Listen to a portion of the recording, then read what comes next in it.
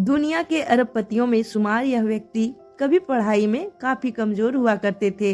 यही नहीं, उन्हें स्पोर्ट्स में भी काफी कम रुचि थी।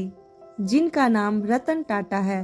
टाटा समूह के पूर्व अध्यक्ष, जो भारत की सबसे बड़ी व्यापारिक समूह है, जिसकी स्थापना जमशेद जी टाटा ने की और उनके परिवार की पीढ़ियों ने इसका विस्तार किया। देश के सबसे बड़े औद्योगिक घराने के अंतिम चेयरमैन और भारत के विकास के प्रति समर्पित रतन टाटा को कौन नहीं जानता।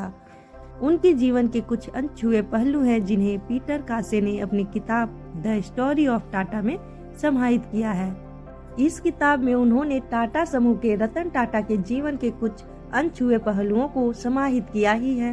साथ ही उनके बारे में पिछले दिनों जो भी आर्टिकल या दूसरे कॉलमिस्ट का उनके प्रति विचार को भी अपनी किताब में जगह दी है। तो आइए हम जानते हैं इस वीडियो में पीटर कासे द्वारा लिखी इस किताब में रतन टाटा के जीवन के उन अनछुए पहलुओं के बारे में जो शायद आप सब नहीं जानते होंगे। रतन टाटा को अपने जीवन का सबसे पहला अनुभव उनकी दादी से मिला, जिन्होंने उनका दाखिला कैंपियन स्कूल में करवाया था।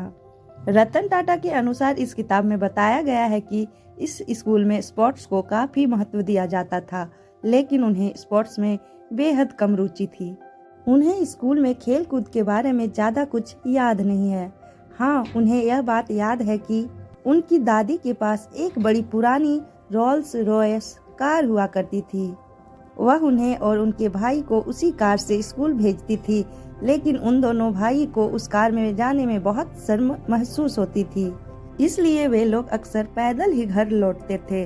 बाद में जब उन्होंने दादी को अपनी बात बताई तो उन्होंने ड्राइवर को स्कूल से कुछ दूर पहले ही छोड़ने का निर्देश दिया, ताकि उनके सहपाठियों को ये लगे कि हमारी कार खराब हो गई है।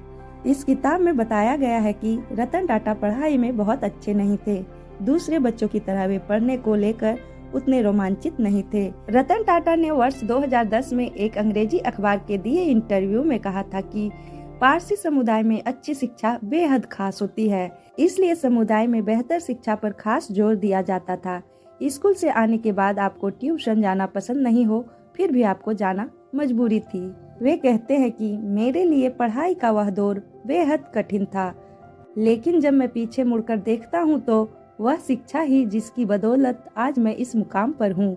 वह कहते हैं बेहतर शिक्षा आपको डिग्री के साथ साथ बेहतर अनुभव भी देती है। हालांकि स्कूल कॉलेज कैंपियन के बाद मैं हार्वर्ड बिजनेस स्कूल में जब मैं था तो मुझे लगता था कि यह मेरे लिए भयानक है, लेकिन आज जब मैं उससे काफी दूर निकल गया हूँ तो यह मुझे एक सुखद एहसास ही दिलाता है। रतन टाटा को कैंपियन में केमिस्ट्री के बजाय फिजिक्स में ज्यादा रुचि थी, क्योंकि फिजिक्स में आपको सबसे बड़े प्रश्न पूछने के लिए आमंत्रित करता है, लेकिन केमिस्ट्री का दायरा अधिक सीमित है। अपनी कल्पना को छूने के लिए फिजिक्स आपकी सोच को आपके दिमाग के परे पहुंचती है। रतन टाटा के अनुसार जब वे 9वीं क्लास में थे तो यह दौर छात्र के जीवन का सबसे महत्वपूर्ण दौर होता है, जिसमें बच्चे को एक स्कूल से दूसरे स्कूल ट्रांसफर करने का जोखिम नहीं उठाया जा सकता है। लेकिन मेरे जीवन में मुझे इस जोखिम का सामना करना पड़ा।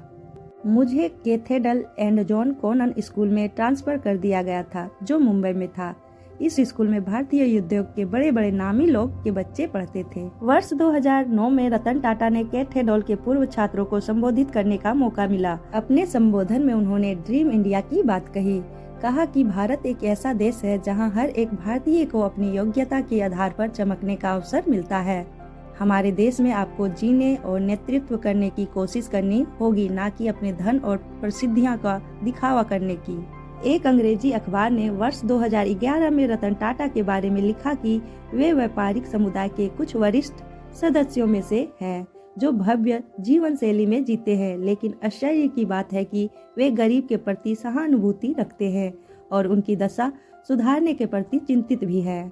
द गार्जियन में वर्ष 2008 में रणदीप रमेश ने लिखा है कि कई मायनों में रतन टाटा एक आकस्मिक करोड़पति हैं, एक ऐसे प्रतिभाशाली उद्यमी हैं जिनके पास बच्चों के अलावा सब कुछ है। रतन टाटा के धीरे धीरे देश विदेश में अपने व्यापार का साम्राज्य स्थापित किया, लेकिन परिवार में वारिस की कमी रही। तो क्यों है रतन टाटा के परिवार में वारिस की कमी? जानने के लिए चैनल को सब्सक्राइब कर ले, क्योंकि अगले वीडियो में लेके आएंगे इसके बारे में पूरी जानकारी।